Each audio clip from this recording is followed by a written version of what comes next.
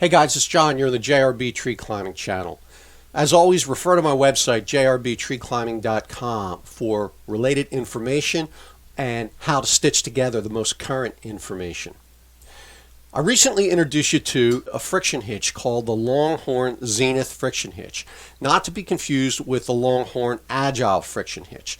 The Longhorn Zenith is a great friction hitch, especially for a DSRT application or any application where the hitch is holding half of our weight.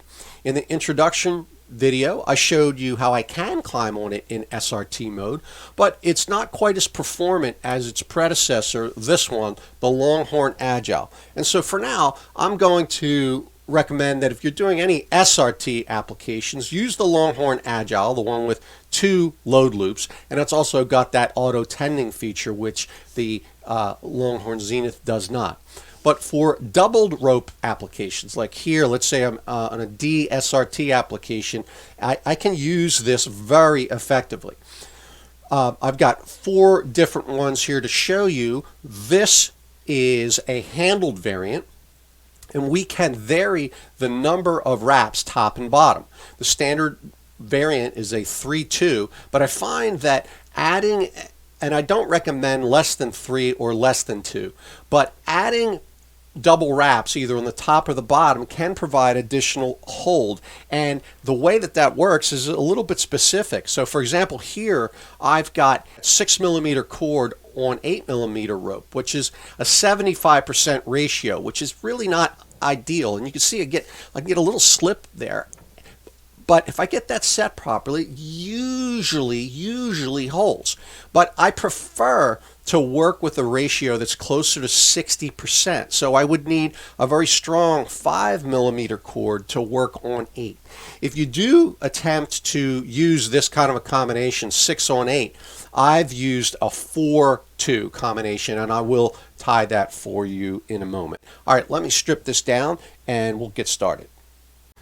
Tying the Longhorn Zenith hitch starts using this building block, and this is the Longhorn loop. I'm not going to tie it because we've got a dedicated video on how to tie the Longhorn loop. Just like you need a Prusik loop to tie a Prusik, you need a Longhorn loop to tie the Longhorn Zenith or the Longhorn Agile. This one was constructed at 6 feet of 6mm cord, and I will simply get it to the point where, this being the supply loop, it supplies slack into these loops. I'm going to just get that big enough so that my index finger is on the rope, and let's zoom in a little bit, and I will tie a 3-2 here on the 9.5mm.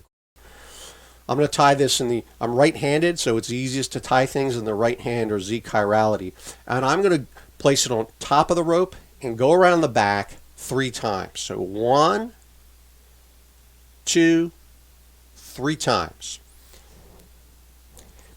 And I want this, if this was too short or too long, I can spin these coils to get it right where I want it, because I'm going to pull this down across the front, need just a little bit more, so it can then go around the back. And if we've done it properly, the tails are in the back, the loops are in the front. I just hold it there with my finger in the back of the rope, and then I take what was the standing loop and I reverse directions and go the other way twice. So that's 3, and this is 2. Once around the back, twice around the back. And then I simply insert this single loop through the double cinching loop on the Longhorn. And if you just give this a tug, boom, it's set. It's that reliable, and it's that quick. It's that reliable and that quick to tie. Let's take it off, and we'll make 2 variations in one. Let's say I wanted to make a 3-3, and I don't find it necessary on this rope and cord combination, but I'll just show it to you. So a little quicker this time. Once around the back, twice around the back, 3 times around the back. Drape this down and around. I left myself just a tiny little bit more room there because I'll have a longer sequence of coils here. Once around the back, twice around the back, 3 times around the back. And this sometimes gets a little funky after all those wraps. It doesn't seem to want to, but you know, I just force it, and then it goes through here. But I'm showing you this not because this is necessary on this combination, but it makes it a lot more compact if that's desirable for you. It'll be a little harder to move. It binds a little harder with these extra coils, but you don't have a lot of extra room. Now I'm going to zoom in really tight on this one, and this handle option works on any of the variants. The location that I will insert my handle, I happen to have a pair of scissors handy, that'll work, is I'm going to bisect this and bisect the load loop. And I'm going to put a carabiner right through, get myself out of your way, right through there. Okay. Here's a little tiny rigging carabiner. I'll put it there and then have it engage the rope. Let's get a carabiner, put it on. So my body load would be here and my hand would go here. Let's zoom out. Now, I don't actually need this myself, this handle, but some folks, or let's say I was climbing a 100-foot tree, well, then I might want to take a second to put a handle on because it is a lot more convenient. I can get my hand on there and get something really solid to grab on, and when slack is introduced into my bridge, I can simply, holding the carabiner vertical, I can shove this up even easier than I can when I'm working with the hitch itself. When I tried other combinations, so here is again 6mm cord, and here I'm working with 8mm rope, so that's a 75% ratio. I found pretty good performance if I did a 4-2. Okay, so we're going to place our Longhorn over the rope and guess, but we'll be going around the back 4 times. 1, 2, 3, 4. Down across the front. It's a little short, so I just spin it just a little bit till I get it just as I stated. And this one will be a 4-2. Now I'm going to go around the bottom part 2 times the other way. Once, twice, and bring this up and through.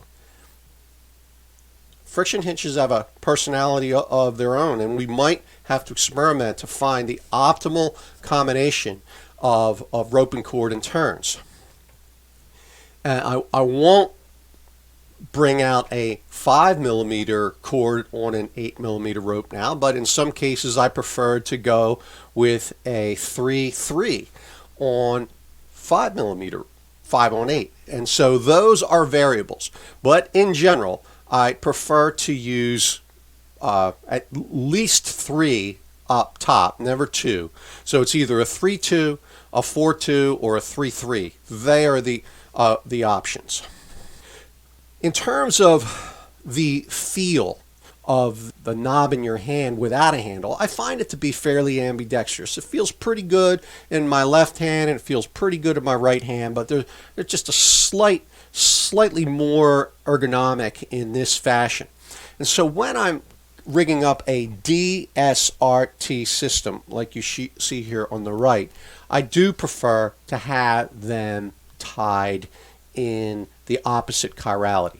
So let's inspect what I have here. I intentionally tied these a little different. Both of them are 3 at the top because I see 6 coils, and this one here is a 3-2 because you can see the 4 coils, but this happened to be tied as a 3-3. And I only am showing you this because, well, why would you ever have a mismatched system?